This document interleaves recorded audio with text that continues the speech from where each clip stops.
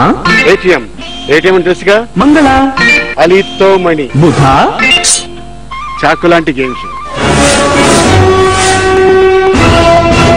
ప్రతి సోమ మంగళ మరియు బుధవారాల్లో రాత్రి 9 గంటలకు ఇండియన్ సిల్వర్ స్క్రీన్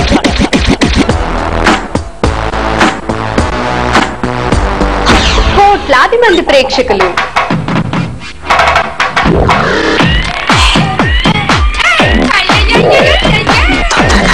మిమ్మల్ని మెప్పించగలిగే సినిమా ఏది?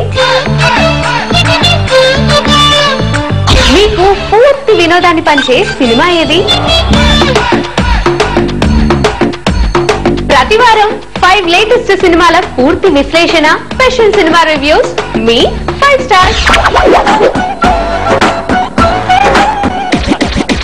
5 స్టార్స్ ప్రతి ఆదివారం మధ్యాహ్నం 1:30 మరియు సాయంత్రం 7:30 మీ జెమినీ న్యూస్ లో.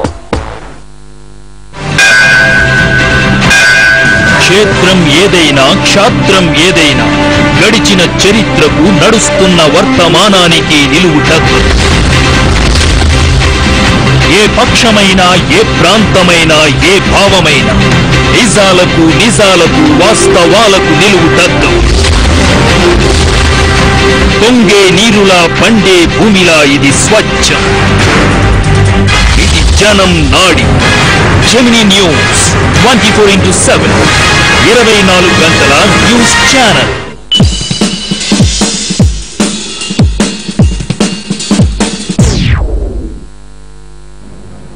నమస్తే, వెల్కమ్ టు మెట్రో న్యూస్. ముందుగా హెడ్లైన్స్. నాగార్జున వర్సిటీలో శీతాకాల సమావేశాలకు ప్రయత్నాలు. రేపు డైమండ్ హాల్ ను సందర్శించనున్న స్పీకర్. 2022 నాటికి దేశంలోనే ఏపీకి అగ్రస్థానం. సింగపూర్ ను ఆదర్శంగా తీసుకుంటామన్న చంద్రబాబు. విశాఖలో రెచ్చిపోతున్న భూ కబ్జా రైళ్లు. స్టీల్ ప్లాంట్ సొసైటీ భూమి కాజేసేందుకు యత్నం. విజయవాడలో అదిరిన ఏకో ఫ్యాషన్. పాత పద్ధతికి నూతన సొగసులు అద్దిన విద్యార్థులు.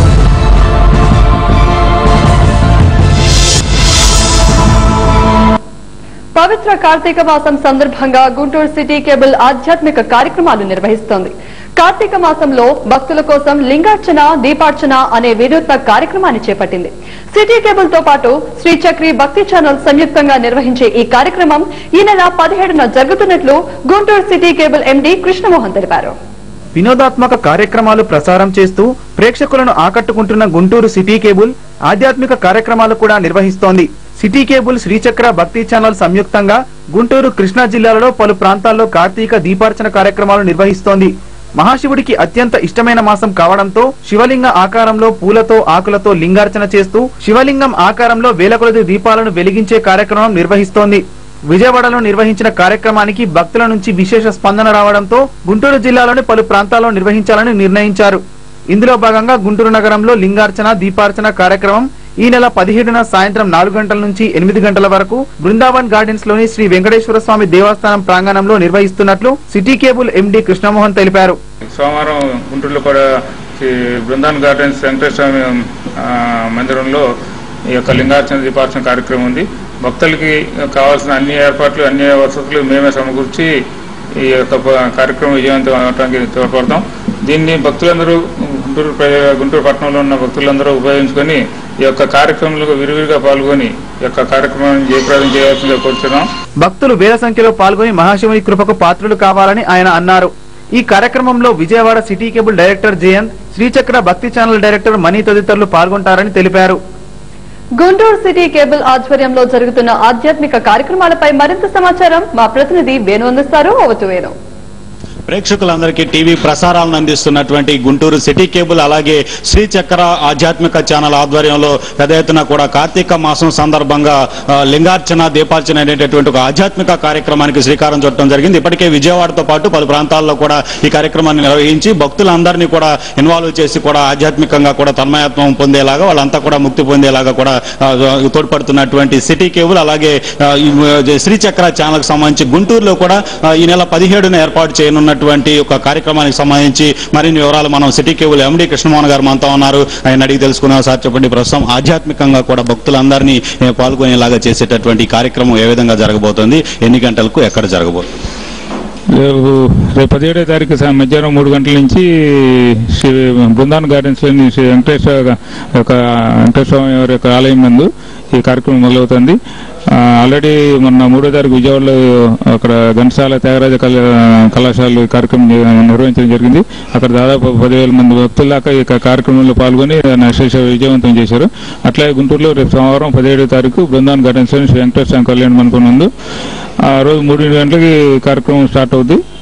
దానికి కావాల్సిన భక్తులకు కావాల్సినట్లు అన్ని ఏర్పాట్లు మేము చేస్తాం. ప్రమిదలు కానీ, నువ్వుల నూనె కానీ, అట్లకి ఒత్తులు కానీ అన్ని మేమే అరేంజ్ చేస్తున్నాం. కావున ఈ యొక్క కార్యక్రమం అప్పటికీ మాకు పబ్లిక్ నుంచి మంచి ఒక స్పందన లభిస్తుంది.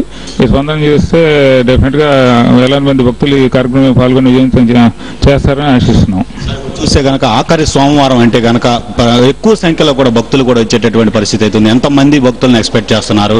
అక్కడ ఏర్పాట్లకు సంబంధించి వాళ్ళకి ఎలా ఉండబోతుంది? దాదాపు 5-6 వేల మంది మినిమం ఎక్స్పెక్ట్ చేస్తున్నాండి ఇక్కడ ఈ కార్యక్రమం గురించి. అక్కడ ఆల్మోస్ట్ మొత్తం గురువు యొక్క సహకారంతో వారు దాదాపు మొత్తం అందరికీ వాళ్ళు కూర్చోడానికి సరైన ప్లేస్లు, అట్లాగే టెంట్స్ కానీ వాటర్ ఫెసిలిటీస్, అట్లాగే ఈ ప్రమిదలు కానీ టేబుల్స్ కానీ అట్లా ఏం కావాలన్నా సరే అవన్నీ మొత్తం అన్ని పగడబంది ఏర్పాటు చేస్తాం. దాన్ని 5-6 వేల మంది మినిమం ఎక్స్పెక్ట్ వస్తారని ఎక్స్పెక్ట్. ఎందుకంటే విజయవాడలోనే దాదాపు 10,000 మంది దాకా వచ్చారు. గుంటూరులో ఇంకా యాక్చువల్గా అయితే అంటే ఇది 2 టౌన్ కాబట్టి 5-6 వేల మంది ఎక్స్పెక్ట్ చేస్తున్నాం మినిమం వస్తారని. చెప్పండి. భక్తికి సంబంధించినటువంటి కార్యక్రమంలో గుంటూరులో ఎక్కువగా కూడా ఆధ్యాత్మికతకు ఆకర్షితులయ్యేటటువంటి భక్తులు ఉన్నటువంటి పరిస్థితి, అలాగే జిల్లాలో మరి ఏ ప్రాంతాల్లో భవిష్యత్తులో నిర్వహించబోతున్నారు ఈ కార్తీక మాసం సందర్భం? జిల్లాలో ఈ నెల 27వ తారీఖున మళ్ళీ తెనాలిలో కూడా ఈ కార్యక్రమం నిర్వహిస్తున్నాం.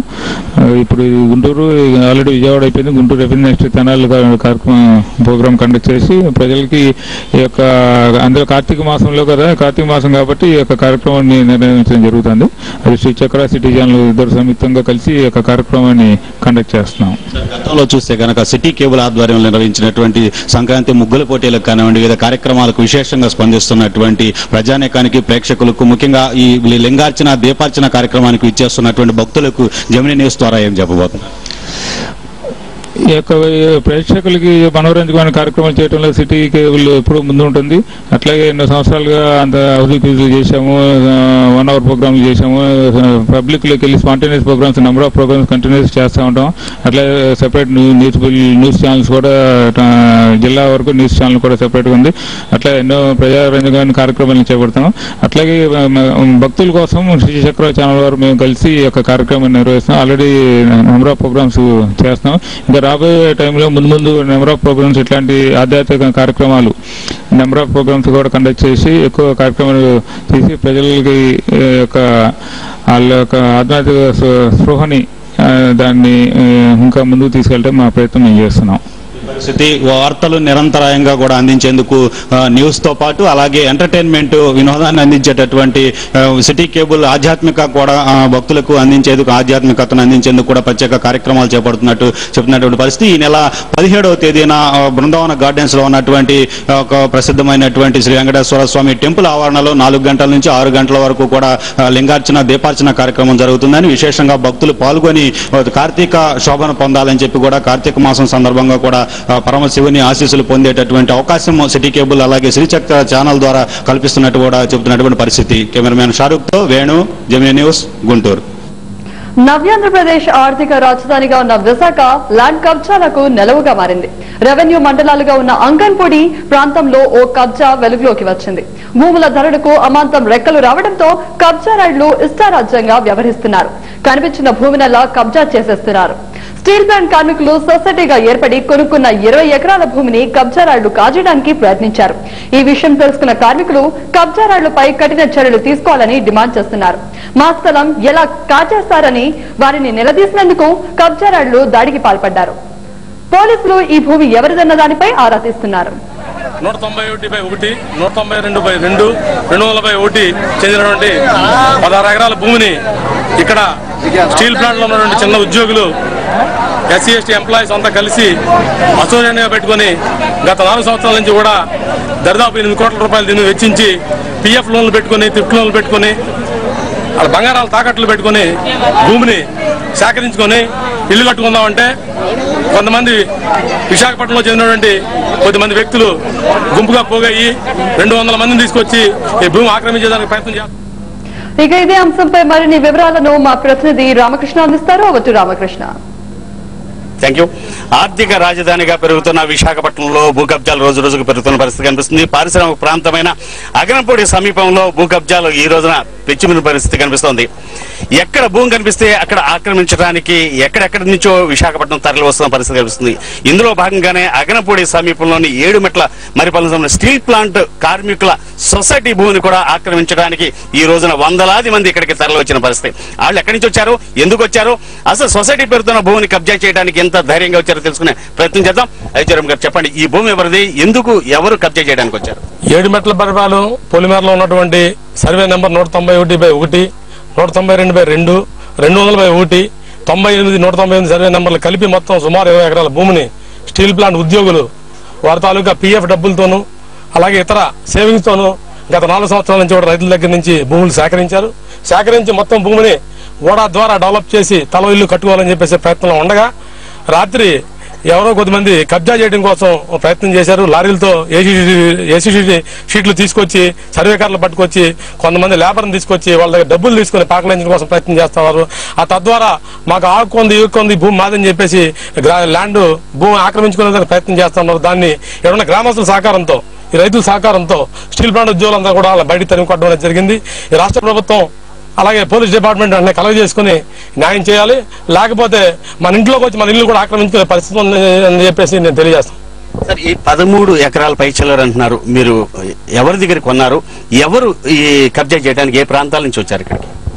ఇక్కడ ఏ ప్రాంతంలో ఉండాలని మనం చెప్పలేము. ఎందుకంటే కొంతమంది నాకు తెలిసి కొంతమంది కైలాసపురం ఏరియాలో కొంతమంది కుర్రోళ్ళు ఉన్నారు, అందులో ట్రైబ్స్, వాళ్ళకి ఏమి తెలియదు. వాళ్ళు ఏంటంటే చదువుకోవడం రీత్యా వచ్చినటువంటి పిల్లలకు కూడా కొంతమందిని తరలించిన పరిస్థితి ఉంది. ఎందుకంటే ఎస్టీకి సంబంధించినటువంటి ఒక సొసైటీకి సంబంధించినటువంటి ల్యాండ్ని దాన్ని కబ్జా చేయాలనుకుంటే వాళ్ళని ముందు పెడితే కనుక ఆటోమేటిక్గా కొంత ఏమైనా ప్రాబ్లం వచ్చినప్పుడు అట్రాసిటీ కేసులో ఇంకోటి అటువంటిది పెట్టి చేయాలనేటువంటి ప్రయత్నం కూడా వాళ్ళు చేయడానికి ఒక ఆలోచన ఉండొచ్చు.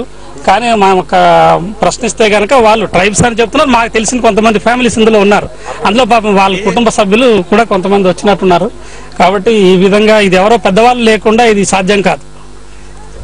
చెప్పండి, ఇంత అంటే అభివృద్ధి చెందుతున్న విశాఖపట్నం, ఆర్థిక రాజధాని అని చెప్తున్న విశాఖపట్నంలో భూ కబ్జాలు ఇంత యథేచ్ఛగా 13 ఎకరాల సొసైటీ భూమిని ఆక్రమించాలని ట్రై చేశారు. ఇద్దరిని కూడా పోలీసులు వాళ్ళు అదుపులోకి తీసుకున్న పరిస్థితి ఉంది. వాళ్ళు ఎక్కడి నుంచి వచ్చారు?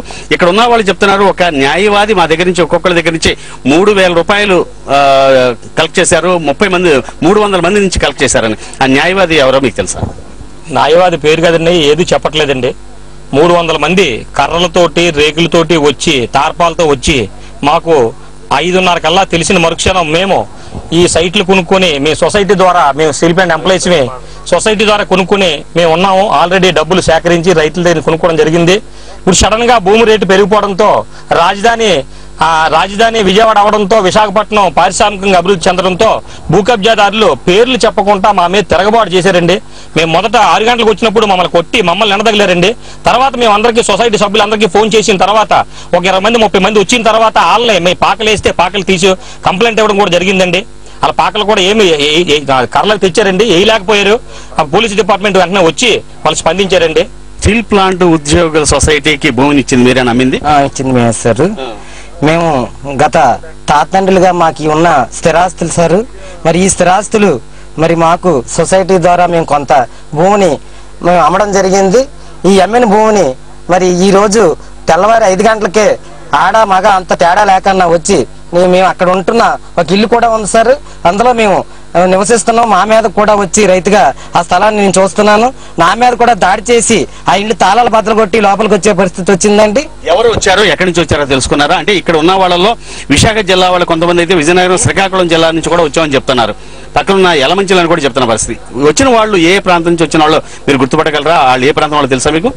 వాళ్ళు వచ్చింది మనం ఇప్పుడు కొత్తగా చూస్తున్నాం సార్. గతంలో ఇప్పుడు వాళ్ళు చూడలేదు. వాళ్ళు మాతో చెప్పడం ఏంటంటే ఇక్కడ కోరవండపాలెము, ఇక్కడ పక్కనే ఉన్న పక్కెటెక్క, తర్వాత ఈ పరిసర ప్రాంతాలని వచ్చిన వాళ్ళు కూడా మాకు చెప్పడం జరిగిందండి.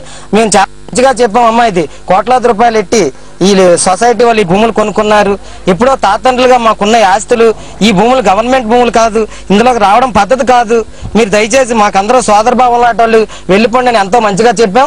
అట్నుండి తిరిగి మా మీద తిరగబడి ఆ కర్రలు కత్తులు తెచ్చి దౌర్జన్యం చేయడానికి కూడా చూస్తుండ్రు. మరి మేము భూమి అమ్మిన రైతులుగా మా గ్రామస్తులు కూడా వచ్చి ఈ భూములు మావి, తాతండ్రులుగా మేము అమ్మిన భూములు ఎవరో మీరు స్వాధీనం చేసుకొని ఆక్రమించడానికి వస్తే మేము ఊరుకోమని వాళ్ళందరినీ తిప్పి ఈ రోజు వెంటాడి తవ్వడం జరిగింది. ఇప్పటికే ఇంకా కొన్ని రేకులు కర్రలు కూడా ఉన్నాయి. వెంటనే తక్షణమే ఖాళీ చేయని పక్షంలోను ఊరి జనం అంతా అవి కూడా మేము స్వాధీనం చేసుకుంటామని కూడా ఈ రోజు రాష్ట్ర ప్రభుత్వానికి కానీ ఆ పంపించిన ఎవరైతే పంపించారో వాళ్ళకు కూడా మేము గట్టిగా హెచ్చరించడం జరుగుతుంది. ఇది చెప్పండి సార్, ఈ కోట్లాది రూపాయలు విలువ చేసిన ఈ భూమిని, అంటే ఇది ప్రైవేటు భూమి, ప్రభుత్వ భూమి అయితే ఆక్రమించడానికి లేదంటే ఎక్కడి నుంచి రావచ్చు, ఇది ప్రైవేటు భూమిని ఆక్రమించుకోవడానికి ఏ విధంగా ఎవరు వెనక పెద్దవాళ్ళు ఎవరు లేకుండా వివిధ ప్రాంతాలకు చెందిన వాళ్ళు ఇక్కడికి వచ్చి ఆక్రమించుకునే ధైర్యం చేసే పరిస్థితి ఉండదు. ఎందుకంటే వాళ్ళ స్థానికులు కూడా కాదు, వేరు ప్రాంతం నుంచి వచ్చిన వాళ్ళు, వేరు ప్రాంతం నుంచి వేరు జిల్లాల నుంచి విశాఖపట్నం వచ్చి ఇక్కడ భూమిని ఆక్రమించుకోవాలంటే వాళ్ళ వెనకాల ఎవరు ఉంటారు, వాళ్ళు ఎవరో మీరు కనిపెట్టే ప్రయత్నం చేశారా లేదా పోలీసుల ద్వారా తెలుసుకునే ప్రయత్నం చేస్తున్నారా? ఖచ్చితంగా దీని వెనక ల్యాండ్ గ్రాబర్స్ అనే వాళ్ళ ముఠా ఉంది, నో డౌట్ అబౌట్ ఇట్. ఎందుకంటే కోట్లాది రూపాయలు విలువ చేసినటువంటి ఈ భూమిని ఎవరో పేదవాళ్ళు వచ్చి టార్పాలను పట్టుకొచ్చి రేట్లు పట్టుకొచ్చి ఆక్రమిస్తారు నేనైతే అనుకోవడం లేదు. ఈ గ్యాంగ్ ఎవరనేది బయట పడకుండా వెనకాల నుండి వీళ్ళు ముందుకు పంపించారు. ఇప్పుడు పోలీసు డిపార్ట్మెంట్ ద్వారా పోలీసు సహకారంతో వాళ్ళు అరెస్ట్ చేయడం జరిగింది. కొంతమంది ఇందులో వాళ్ళ పోలీస్ స్టేషన్ లో పెట్టి వాళ్ళు ఎక్కడో పేర్లు చెప్పడం లేదు, గాజువాకని కాసేపు చెప్తున్నారు, శ్రీకాకుళం కాసేపు చెప్తున్నారు, అర్లోవని కాసేపు చెప్తున్నారు. పోలీస్ డిపార్ట్మెంట్ లో ఉన్నారు కాబట్టి పోలీస్ డిపార్ట్మెంట్ వారు అరెస్ట్ చేశారు కాబట్టి వాళ్ళు పట్టుకుని కూపీ లాగితే అసలు వెనకాల ఉన్న బ్యాక్గ్రౌండ్ బయటకు వస్తారు. ల్యాండ్ గ్రాబర్స్ అరెస్ట్ చేసి బెయిల్ కూడా లేకుండా లోకల్ పాడేయాలని, అలా లేకపోతే విశాఖపట్నంలో భూములకు కానీ ప్రైవేట్ ఆస్తులు కానీ రక్షణ లేదంటే పొద్దున మన ఇంటినే మనల్ని ఆక్రమించుకునే పరిస్థితి కూడా వస్తుందని చెప్పేసి ఈ ల్యాండ్ ఆర్డర్ కాపాడాలని కమిషనర్ గారు రిక్వెస్ట్ చేస్తాం. ఇది ఇక్కడ ఉన్న పరిస్థితి. విశాఖపట్నం అంటే ఇప్పుడు కబ్జాలకు నిలయంగా మారింది. అందులో భాగంగా ఈ రోజున దాదాపుగా విశాఖపట్నం స్టీల్ ప్లాంట్ కి సంబంధించిన కార్మికులకు సంబంధించిన సొసైటీకి సంబంధించిన 13 ఎకరాల పైచిల్లర కోట్లాది రూపాయలు విలువ చేసే భూమిని కబ్జా చేయడానికి ఈ రోజున ఉదయం దాదాపుగా ఆటోల్లోను లారీలోను ఇక్కడ సామగ్రి అంటే నిర్మాణ సామగ్రిని కూడా తీసుకురావడం జరిగింది. ఈ సొసైటీ సభ్యులు దాన్ని అడ్డుకున్నారు. స్థానిక పోలీసులకి సమాచారం అందించడంతో వాళ్ళలో వచ్చిన వాళ్ళని ముఖ్యులు ఇద్దరిని అరెస్ట్ చేయడం జరిగింది. వాళ్ళ అదుపులో వాళ్ళు ఉన్న పరిస్థితి. ఇక అదేవిధంగా ఇక్కడ సామాన్లతోనూ పరికరాలతోనూ గృహ నిర్మాణానికి సంబంధించిన వస్తువులతోనూ చాలా మంది ఇక్కడ మహిళలు వృద్ధులు అందరూ కూడా ఉన్నారు. వాళ్ళు చెప్తున్నారు ఒక అడ్వకేట్ మా దగ్గర నుంచి 3,000 రూపాయలు తీసుకుని ఇక్కడికి పంపించారు, ఇది ప్రభుత్వ భూమి అని చెప్తున్నారు, కానీ ఇది ప్రైవేటు భూమిగా ఇక్కడ స్టీల్ ప్లాంట్ కార్మికులు చెప్తున్న పరిస్థితి.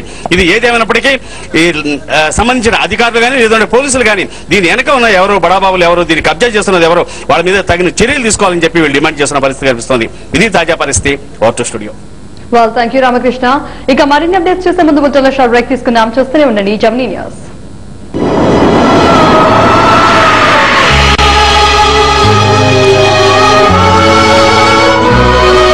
The entire film industry మేము సైతం మన వైజాగ్ కోసం చేసే షో ఇది. So on 30th be there and we will see you and we'll have fun.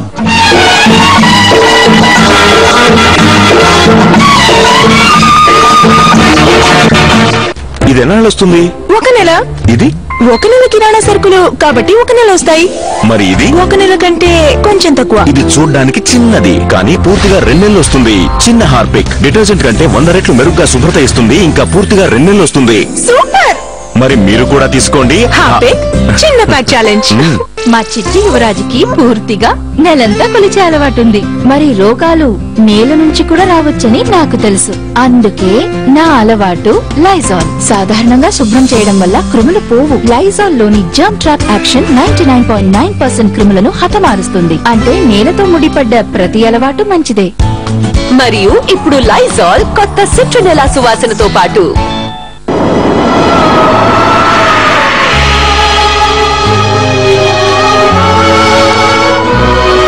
Cinema industry అందరూ కలిసి ఒక మేజర్ ఫండ్ రైజింగ్ ఈవెంట్ చేస్తున్నాం.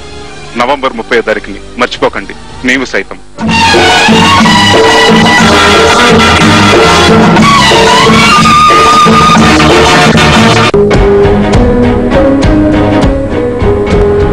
సభలో ఈ రోజున కాంగ్రెస్ తరపున జానారెడ్డి గారు మధ్య మార్గంగా మాట్లాడుతున్నారు. ఇది వ్యూహాత్మకమా లేకపోతే మీ స్టైలే అదా?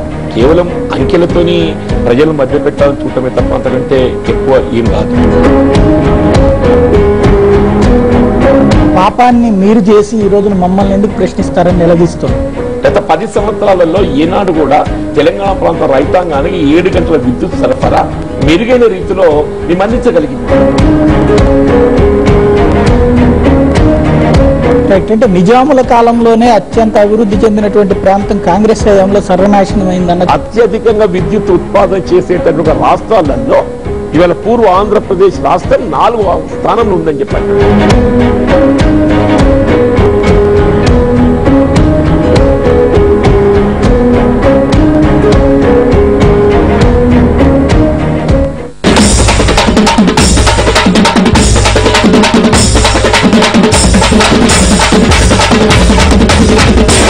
Welcome to Rachabanda special bulletin. దోషి నువ్వంటే నువ్వని ఇరు రాష్ట్ర సీఎంలతో పాటు ప్రతిపక్షాలు కూడా ఒకరిపై ఒకరు అబండాలు వేసుకుంటున్నారు. ఇంతకీ తప్పెవరిదో తప్పించుకుంటుందెవరో మన రచ్చబండ అబ్బిగాడి మాటల్లో విందాం.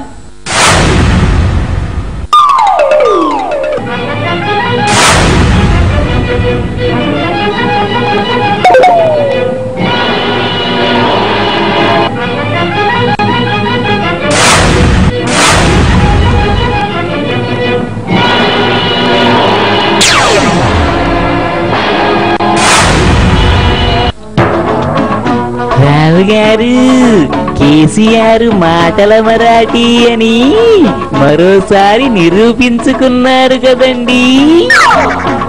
మాటల యుద్ధం చేసేప్పుడు సబ్జెక్టు ఎటైనా తిప్పగల నైపుణ్యం కావాలి. కేసీఆర్ స్ట్రేచర్ ముందు ఎవరైనా తుస్సుమంటున్నారు.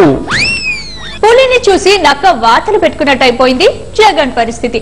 చంద్రబాబు కంటే ముందుగా పరామర్శించి క్రెడిట్ కొట్టేద్దామనుకుంటే చివరికి కిడ్నాప్ కాస్త డ్రామాగా మారిపోయింది. ఆ కథపై మన రావు గారి కామెంట్ ఏంటో మీరే వినండి.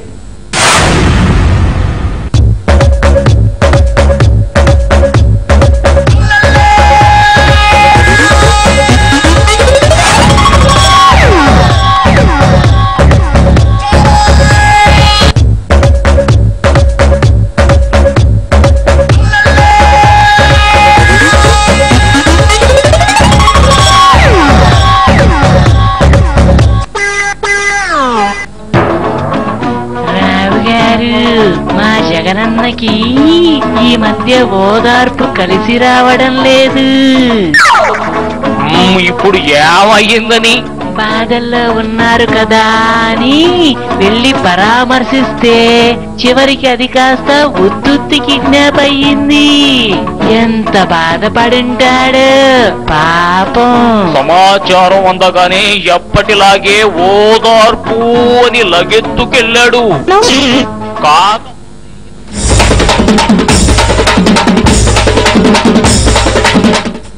Back to news. AP assembly శీతాకాల సమావేశాలు గుంటూరులో జరగనున్నాయి. ఆచార్య నాగార్జున విశ్వవిద్యాలయం సమావేశాలకు వేదిక కానుంది. అసెంబ్లీ స్పీకర్ కోడెల శివప్రసాద్ రావు రేపు వర్సిటీని సందర్శించనున్నారు. క్యాంపస్ లోని డైక్మన్ హాల్ ను ఆయన అధికారులతో కలిసి పరిశీలిస్తారు. శీతాకాల సమావేశాలు ఈ నెలాఖరు నుండి కానీ డిసెంబర్ మొదటి వారం నుండి కానీ జరగనున్నాయి. జెమినీ న్యూస్ మొదటి నుండి ఇదే చెబుతూ వస్తోంది. తాత్కాలిక అసెంబ్లీ నాగార్జున వర్సిటీ అయితేనే సరిపోతుందని ముందు నుండి చెబుతూ వచ్చింది. ప్రభుత్వం కూడా అదే కోవలో ఇప్పుడు డైక్మన్ హాల్ వైపు చూస్తోంది. ఆధునిక హంగులతో నిర్మించిన ఈ హాల్లో అనేక వసతులు సదుపాయాలు ఉన్నాయి.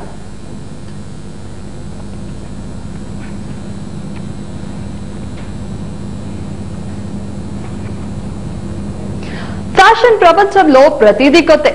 పాత పద్ధతికి నూతన సొగసులు అదుకుని వేదిక ఎక్కితే అదే కొత్త. అందుకే ఇప్పుడు విజయవాడలోని సిద్ధార్థ కాలేజ్ విద్యార్థులు పాతకాలపు స్టైల్లో ఏకో వస్త్రాలు ధరించి ఫ్యాషన్ షో నిర్వహించారు. షో అదిరింది అనేలా దుమ్మురేగొట్టారు. వస్త్రాల కోసం ఇప్పుడంటే డిజైన్లు, ఫ్యాషన్లు, కానీ నాగరికత నడకలు నేరుస్తున్న కాలంలో ప్రకృతిలో ఉన్న వనరులే వస్త్రాలుగా మారేవి. చెట్టు బెరడు నుంచి ఆకులు, అలమలు అన్ని వస్త్రాలే అయ్యాయి. పూలు, కొమ్మలు, రెమ్మలు కిరీటాలుగా ఉండేవి. ఇప్పుడు అవన్నీ మనం మర్చిపోయాం. అందుకే విజయవాడ సిద్ధార్థ మహిళా డిగ్రీ కళాశాల విద్యార్థినీలు ఓసారి వాటిని నేటి యువతరానికి గుర్తు చేశారు. పర్యావరణ సంబంధమైన ఆకులు, అలమలు, పూలు, నారలతో వస్త్రాలు రూపొందించారు. అంతటితో ఆగకుండా వాటిని వారే స్వయంగా ధరించి ఫ్యాషన్ షో నిర్వహించారు. ఇక చూడండి, ఆ ఫ్యాషన్ లో అమ్మాయిలు తాము ధరించిన ఎకో ఫ్రెండ్లీ దుస్తులతో అందరి మనసులో గెలిచేశారు. ఆహా ఓహో అనిపించారు.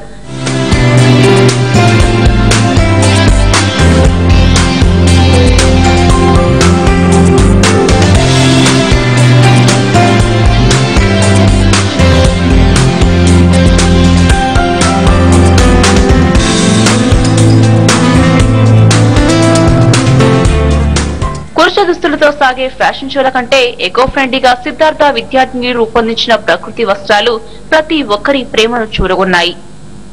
ఇవి బులెటిన్ అప్డేట్స్. మరిన్ని అప్డేట్స్ తో మరొక తల కలుద్దాం. చూస్తూనే ఉండండి జెమినీ న్యూస్. నమస్తే.